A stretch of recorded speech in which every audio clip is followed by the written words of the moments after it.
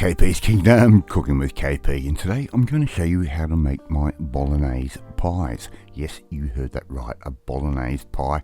Really nice, cheap, easy budget meal. Right, first thing I've got is my fry pan. I'm going to put in a little bit of olive oil into that. I'm going to heat that up a little bit, and I'm going to add in one finely diced brown onion. That can go straight into our pan like that, and all we're going to do is let those cook off a little bit, let them go a little bit translucent, just a nice soft cook on these ones. So just let those cook away like we're doing right there. Now we're taking Bolognaise a little bit differently to what I would normally do. We don't want a real runny type mixture on the inside of the pie. We want something that's going to hold together. Now add in the ground meat of your choice. You can use beef, pork, lamb, chicken, or in this case I'm using turkey mince, right? Turkey leg mince. That can go straight in. Give that a little bit of a break up, just like that. Okay, nice and easy so far, and that's around about 500 grams worth ish of mince that I'm using there, or ground meat. I'm going to add in the equivalent to probably 2 cloves of garlic. We're going to use garlic paste in this case. I'm not going to use the fresh one. We're just going to use that, and that's going to add heaps of flavour into that. I'm also going to add in a little bit of beef bouillon powder, and that's just going to change the turkey mix up a little bit. I'm going to add in some mixed Italian herbs that can go straight in on top of the meat as well.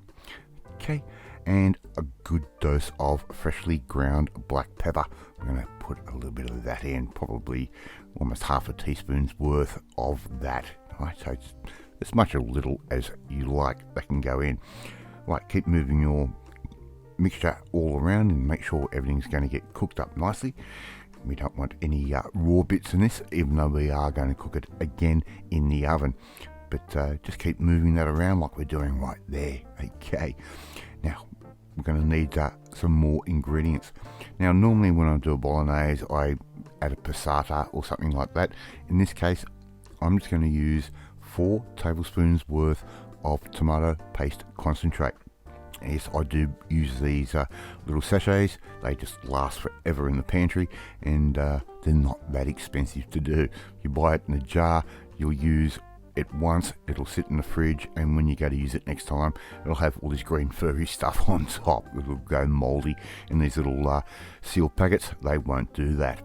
I'm going to add in a little splash of red wine, a little bit for the sauce, and of course a little bit for the cook. Alright, mix all of that through, and as you can see, that tomato paste is starting to give everything a bit of a nice colour. Little splash of malt vinegar that can go in, or apple cider vinegar, and yeah, I'm going to add in some tomato sauce, tomato ketchup for those in the US, and a little bit of salt. So as you're cooking this, just keep tasting it once the meat is cooked off. Make sure you've got the flavour profile that you like. As you can see, it is quite a dry mixture, and it is exactly what we want. I'm going to add in some cheese. Nothing goes better on a Bolognaise than cheese. I'm just using a 3 cheese blend mix that I've bought from my supermarket. Just add a little bit of that in, and that's going to keep all of this meat holding together, and that's exactly what we want. So as you can see, it's still quite a dry mix, but there's enough moisture in there. Alright, let's get on to our next step. Now here I've got some pastry, puff pastry, and what I've actually done is got all my offcuts of pastry and just rolled those all together. Now I'm going to cut out the base for our pie, just like that. Really nice and simple. And if you've got the little pie dishes like I do, a little bit of trial and error, you will find a dish or a pan or whatever which will make the right size for your little pie dish. Just a bit of trial and error on that one. Put your pastry straight into your little pie pan like we're doing there, and I'm going to stab a few holes in the bottom. I'm not going to blind bake these, but putting those little holes in the bottom will help that pastry keep it's seated and not rise up. Now I'm going to cut out my top and just move that around to a spot on your pastry where you can actually cut your tops. Now I've put my little pie dishes onto a baking tray just like that, and it's going to make things a little bit more user friendly when we go to bake these up. Now get that beautiful mixture that we just made and add those to your pies like I'm doing right there. Don't overfill them, but don't underfill them either. We want them sort of almost level with the top, maybe just a little bit under, because things do move around a little bit in the baking process.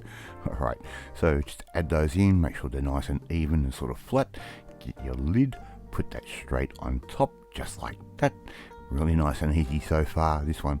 And if you haven't tried making your own pies before, you don't know what you're missing. Use the back of a fork like I'm doing there, just to crimp the pastry together, and it will give us a nice good seal. And we're going to get our knife and put a couple of holes in the top, and it's going to allow any steam to evaporate, and we'll end up with a nice crunchy pie. A little bit of egg wash goes straight over the top of the pies, just like that. And that's just an egg that's been beaten. You can add a little bit of water, or you could add a little bit of milk, up to you. Just make sure that egg brushes on nice and easily on that pastry. Alright, now I'm going to add in a little bit of that packet Parmesan cheese over the top. You can use fresh if you want, freshly ground or freshly grated. I'll leave that up to you. I had that, want to use it up. It's got a real insane artificial flavour to it, and it's going to add a really good flavour to our pies. Pies go in the oven, 180 degrees, in about 20 minutes or until they look like that, and before you know it, you've got your own Bolognese pies. Thank you so much for watching this video, really do appreciate it. If you like this video, hit that like button. Makes me feel good. Leave a comment. I love reading, love responding to them. Hit that notifications bell to be notified every time a new video goes up, and please share this video with all your friends on all platforms of social media. In the meantime, if you want to learn how to make a nice unique style of pie or a dish like I do on this channel, well, you need to come and join the family, my family. Hit that subscribe button and you'll never miss another one of my videos again after my Bolognese pies, and I will catch you next time. Bye!